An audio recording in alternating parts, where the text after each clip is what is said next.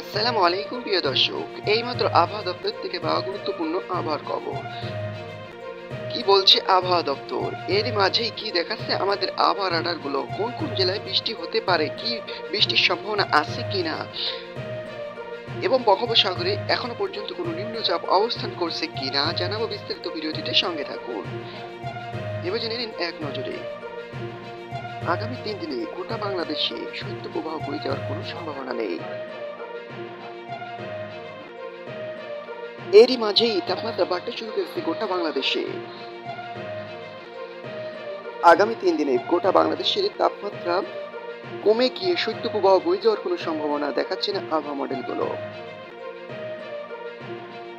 তো প্রিয় বন্ধুরা, আগামী 3 দিনে গোটা বাংলাদেশে কোনো বিভাগে বৃষ্টির কোনো সম্ভাবনা নেই আপাতত। তবে যদি আসে আমরা আপনাদেরকে জানিয়ে দেওয়ার চেষ্টা করবো ইনশাআল্লাহ। আমাদের সাথে থাকুন। ধন্যবাদ। আসসালামু আলাইকুম ওয়া রাহমাতুল্লাহ।